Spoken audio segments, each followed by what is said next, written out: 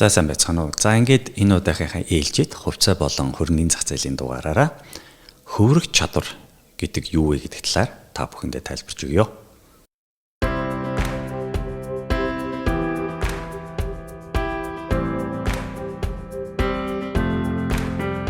За сайн байцгаана уу. За тэгэхээр хөврөх чадвар гэдэг үгийг бол та бүхэн одоо хөрөнгөний зах зээл болон хувьцаа, бонд, одоо эсвэл крипто валют худалдаж авахдаа ч юм уу те ихэнхдээ бол одоо хувьцаа худалдаж авахд бол сонссон баг тий. Одоо хөрөх чадвар өндөртөө сул эсвэл бол багтай буюу сул эсвэл бол сайн өндөр гэж одоо сонсч ирсэн баха. За тэгэхээр бол хөрөнгөний зах зээл дээр буюу хувьцаа худалдаж авахд бол хөрөх чадвар гэдгийг бол тооцож байдаг. За энэ маань юу гэсэн үг вэ гэхээр бол маш энгийнээр тайлбарлах юм бол таны худалдаж авсан тодорхой нэгэн хувьцаа, тодорхой нэгэн компани хувьцаа, одоо юу гэдгийг Apple ч гэдэг юм уу, говьч гэдэг юм уу, эсвэл гадаадын хувьцаанууд маань хэр хурдан мөнгө болох боломжтой вэ? Буюу та хэр хурдан зарж болж байна? Эсвэл хэр хурдан худалдаж авч чадаж байна гэдэг маань бол хөврөх чадварыг бол тодорхойлдог байх нь. За тэгэхээр юу гэсэн үг вэ гэхээр хэр хурцтайгаар таны хүссэн ханшин дээр зарагдаж болж байна.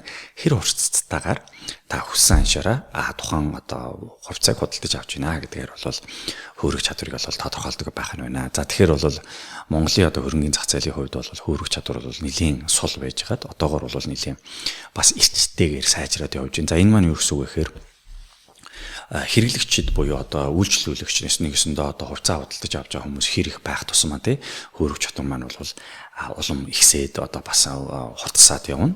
За мөн бас тодорхой хэмжээний компани одоо тухайн компани хувьцаа ямар нэгэн одоо багцаараа ямар байдлаар байна гэдгээс шалтгаална тийм ээ.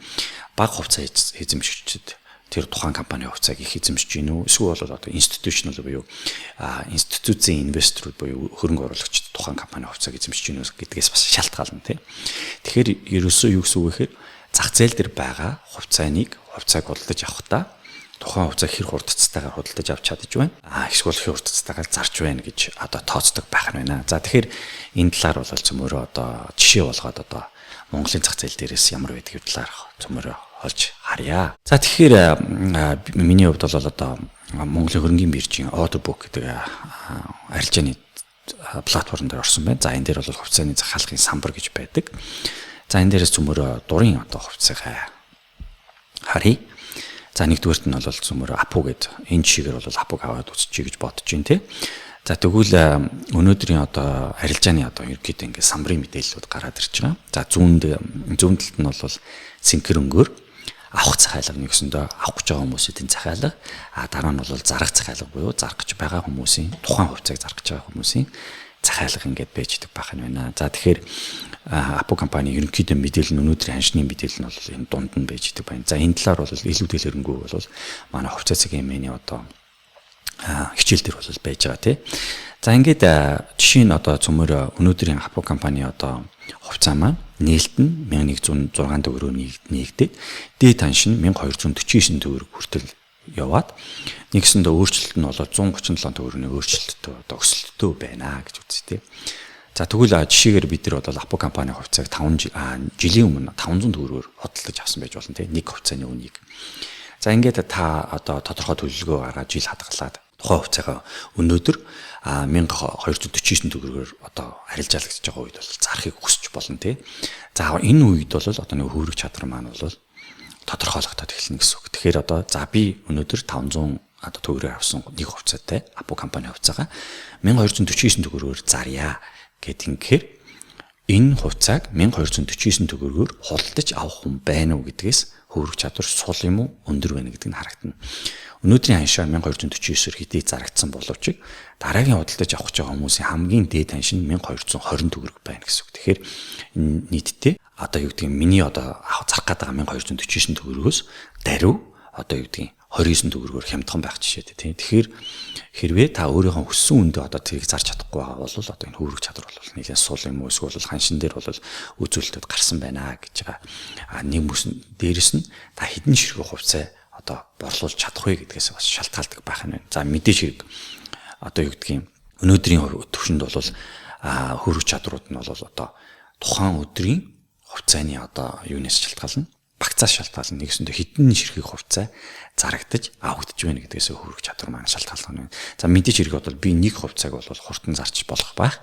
Тэгвэл би Апу компани хувьцааг 500 ширхгийг 1249-оор худалдаж авахдаа одоо юу гэдгийг 500 төгрөг худалдаж авахдаа би 50000 ширхэг 100000 ширхгийг худалдаад авсан байж болно тий. За тэгвэл зөмөр одоо юу гэдэг 1249 төгрөгөөр Апу компани 50000 ширхэг хувьцааг өнөөдөр одоо шууд зарья гэх юм бол өнөөдөр энэ харж байгаа самбар дээрээс бол бид нар бол зарах ямарч боломжгүй байгаад харагдаад байна тийм. Инхээр л нөгөө гүйрэх чадвар маань харагдаж байна. 1220 төгрөгөөр 380 ширхгийг зарж болж байна. 1220 төгрөгөөр 400 ширхгийг зарж болж байна. Тэгэхээр 1220 төгрөгөөр би нийтдээ одоо дөнгөж бол 800-аад ширхгийг бол баг зарах боломжтой. Тэгтэл би цаанаа надад 5000 ширхгээс юу гэдгийг 4200 ширхэг нь одоо надад үлдсэн байна тийм. Тэгэхээр бол энэ бүгдийг одоо өөрийнхөө дурын ханшаараа дурын үнээрээ зарахын тулд нэг бол та маргаашийн арилжааг хүлээх хэрэгтэй болно. Нэг бол тэгэхээр тухайн одоо хувьцааг худалдаж авах хүртэл нь одоо тухайн ханшаараа одоо ингээд зоогдоод байж идэг байх нь байна. За тэгэхээр бол хөрвөх чадвар гэдэг нь маань юу гэсэн үг вэ гэхээр тухайн хувьцааг таны одоо хэр хурдан одоо мөнгө болгож хэр хурдцтайгаар таны хүссэн хэмжээгээр чинь одоо авч юм зарж болж гинэ гэдгийг хэлж болж гинэ. За тэгэхээр бас эргүүлээд тийм. За өнөөдөр та Апу компани хувьцааг 1249 төгрөг байна. Энэ бол ирээдүйд хувьцаа байна. Магадгүй 2-3 жилийн дараа бол энэ 2000 төгрөг болно, 2500 төгрөг болно гэж тооцоолол юм одоо гэдэг техникийн шинжилгээ эсвэл бол одоо суурь шинжилгээнүүдийг хийсэн байж болно тий. За тэгвэл энэ суурь шинжилгээ хийгээд ингээ хийсний дараа та тодорхой хэмжээгээр одоо юу гэдэг би 5 сая төгрөгөөр 10 сая төгрөгөөр эсвэл за сая төгрөгөөр 100 мянган төгрөгөөр би тодорхой хэмжээгээр хувьцаа худалдаж авъя гэж бодъё. Би 5 сая төгрөгөөр өнөөдөр 1200 одоо төгрөгөөр энэ хувьцаа худалдаж авъя гэдэг юм бол өнөөдөр тэрийг 1200 төгрөгөөр 5000 ширхэг зарах хүн байна уу гэхээр одоо юу гэдгийг хамгийн одоо хямдханаар заръя гэж байгаа хүмүүс нь энэ дээр ерөнхийдөө хамгийн 10 гардаг. За хамгийн хямдхан нь болохоор 1245 төгрөгөөр зарах гэж байна гэсэн. Тэгэхээр би бол 1200 төгрөгөөр буюу 45 төгрөгөөс хямдхан тий. Миний ханш бол 45 бол үнэтэй байна гэж ойлгож байна тий. Тэгвэл би 1200 төгрөгөөр 5000 ширхгийг зарья, худалдаж авъя гэж яхад өнөөдөр бол тэр боломж нь бас байхгүй байна. Тэгэхээр бас энэ бас хөрвөх чадвар дээр бас шалтгаалж байна гэсэн үг. Тэгэхээр бол нэг бол та 1245 төгрөгөөр худалдаж авна. Нэг бол та 1200 төгрөгөөр ханшныхаа одоо өөрийнхөө хүссэн ханшаа ингээд зоогоод 1200 төгрөгөөр хүн одоо худалдаж зарыг гэтэл нь одоо тэр самбар дээр бол таны мэдээлэл ингээд хадгалагдаад брокеринг компаниараа дамжаад таны одоо захиалга маань ингээд хадгалагдаад байж гинэ гэсэн үг. Тэгэхээр нэгсэндээ заран зартал аван автал тухайн ханш маань ингээд байж идэл тэгээд тэр биелэгдээгүй ингээд байж идэг гэсэн санаа юм байна. За тэгэхээр одоо үгдгийн би 1200 төгрөгөөр хадгалж авъя гэж 1245 төгрөгөөр хөл би дөнгөж 878 нэмдгэн 100 гэдэг чинь 1000 ширхэг хувьцааг би зарж авч худалдаж авч болж байгаа байхгүй. 5000 ширхгийг бас худалдаж авч болж чадахгүй байх жишээд тий. За тэгэхээр бол энэ хөврөх чадвар гэдэг маань бол ингээд нөлөөлөд явдаг байх нь байна. За хоёрдугаарт нь тухайн компани одоо өдрийн одоо арилжааны одоо мэдээллийг бид харж болдог байгаа. За тэгэх юм бол MSC вебсайтын ерөнхий вебсайт нь ороод за энэ дээр арилжааны мэдээлэл байж байгаа. За энэ дээр арилжагдсан нийт дүн буюу өнөөдрийн арилжаан дээр 41151 ширхгийг л одоо нийтдээ 108 ширхэг хилцлэлээр 41153 одоо ширхэг хувьцаал зарагдсан байна гэсэн үг. Тэгэхээр бол би одоо гэдэг institutional investor юм би одоо хөрөнгө оруулагч бол би 50,000 ширхгийг одоо худалдаж авъя. Апу компани 50,000 ширхэг хувьцааг худалдаж авъя гэх юм бол өнөөдрийн зах зээл дээр бол надад бол олдохгүй байх жишээд эсвэл миний нөгөө өссөн үнээр олдохгүй байх жишээд ингээд асуудлууд бол гардаг байх нь байна тийм үү. За тэгэхээр тэгвэл энэ маань байнга ийм юм бол тийм үгүй л гадаадын зах зээл дээр бол энэ маань бол бас цөөхөн байгаад байгаа. За тэгвэл цөмөрө гадаадын зах зээл дээрээс одоо жишээ нь одоо Yahoo Finance-аар ороод Palantir гэдэг компани хувьцааг харъя. За тэгвэл $24 90 центээр одоо тухайн компани одоо хувьцаа арилжагдчих байна. За тэгвэл энэ дээр volume гэж байна тийм үү. За энэ дээр volume дээр нь өнөөдрийн тухайн өдрийн арилжаан дээр 51 сая 967,670 ширхэг хувьцаа буюу бараг 52 сая одоо хувьцаа арилжаалагдсан байна. Зарсан, авсан ингээд 50%. Нэгсэндөө нэг өдрийн одоо зах зээлийн үнэлгээд бол 52 ширхэг одоо хувьцаа зарагдсан байх жишээтэй. Тэгтэл өнөөдөр Монголын хувьд бол одоо 41 мянган Апple компани хувьцаа гэтэл 41 мянган ширхэг 52 сая гэдэг бол тэнгэр газар шиг ялгаатай байна гэсэн. За тэгэхээр энэ бол ялгаан дээр бол мэдээч хэрэг бол олон зүйлүүд байгаа. За нэгдүгürt 2 том зүйл байдаг. За нэгдүгürt нь бол нийт гаргасан хувьцааны тоо мэдээж бага байж таарч болно тий. За тэгвэл Apple компани хувьд бол нийт гаргасан хувьцааны тоо нь бол одоо 1 тэрбум 64 сая 181 мянга 553 ширхэг хувьцаа зарсан байт юм бэ. Гаргасан байт юм байна. Тэгвэл энэ Palantir компанийн хувьд бол одоо тэрнээс их хувьцаа гаргасан байх боломжтой. За тэгвэл нэгдүгээр шалтгаан нь байж болно.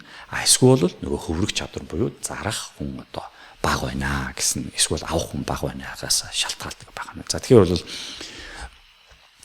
гадаадын зах зээл дээр яагаад хөрвөх чадвар их байдаг хүмүүс одоо юу гэдгийг эхлээд Монголын зах зээлийг сонирхоод дараа нь гадаадын зах зээл рүү ордог нь ямар учиртай юм бэ гэхээр нөгөө амар hassle free буюу одоо ямар нэгэн зовлонгүйгээр худалдаж авсан хувьцаануудаа буцаад эргүүлээ зарж борлуулахад амархан байдаг буюу нэг хилцэлд орлоо тодорхой хэмжээний ашиг авлаа эсвэл алдагдлаа хүлээлээ гялс зарлаа гялс авлаа гэх боломжтой байдаг. Тэгвэл манай дээр Монгол дээр бол зарим нэгэн тохиолдлоор тодорхой хэмжээнд бол өөрийн оруулсан мөнгөө бол төгжчихдэг тийм асуудал бол гардаг. Нэгсэндээ та худалдаж аваад эсвэл одоо бид бол одоо худалдаж аваад үнэн өссөн нөхцөлд ярьж чинь тэгвэл зарим нэгэн хувьцаа маань бол хямдраад унтсан байдаг тий. Одоо юу гэдэг нь та 50 төгрөгөөр 150 төгрөгөөр худалдаж IPO хийхэд нь худалдаж авсан байтал нөгөөх маань 75 төгрөг 85 төгрөг болчихсон байдаг тий.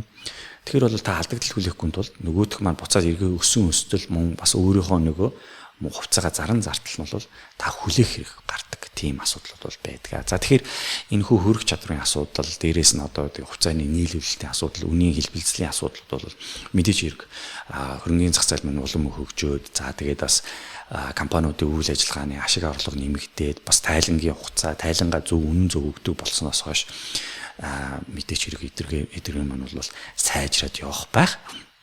За тэгтээ ерөнхийдөө бол хөрөх чадвар гэж юу юм бэ гэдгийг бол өнөөдөр тайлбарлаа. Ямар учиртай гэхээр ихэр хурдцтайгаар тухайн компани нэг компани хувьцааг худалдаж авч болж байна, зарж болж байна. Мөн хэдий хэмжээний одоо хувьцааг зарж болж байна.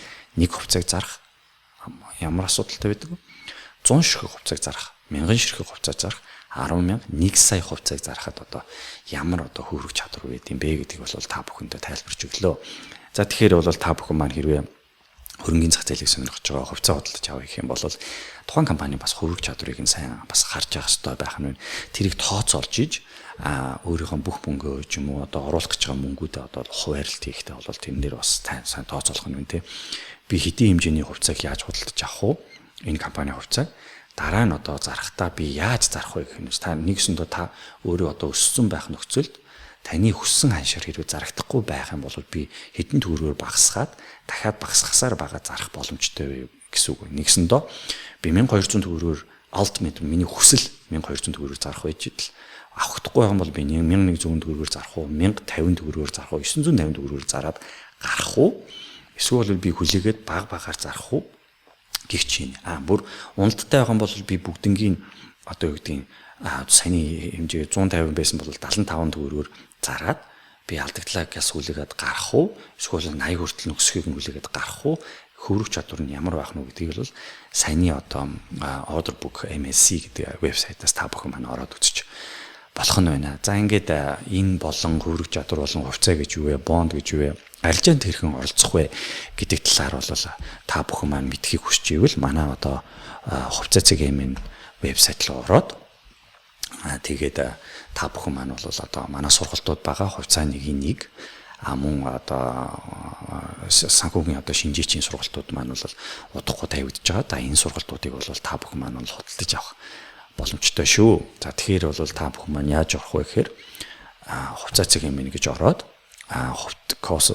захим сургалт гэдэг төлөв ороод хувьцааны нэг контент цогц сургалт гэж ороод манай сургалт бол хямдарчихсан байгаа. Худалдаж авах гэдэг кнопк дээр дараад ерөөсөө 5 минутын дотор бол та бол ихээр нэгдүүлээд сарын хугацаатай энэ хөө манай сургалтыг авч болно. За тэгэхээр бол манай сургалтын дээр бүхэл анхан шатнаасаа эхлүүлээд хувьцаа гэдэг юу вэ, бонд гэдэг юу вэ гэдгээс нь авахгуулаад арилжаанд хэрхэн оролцох вэ?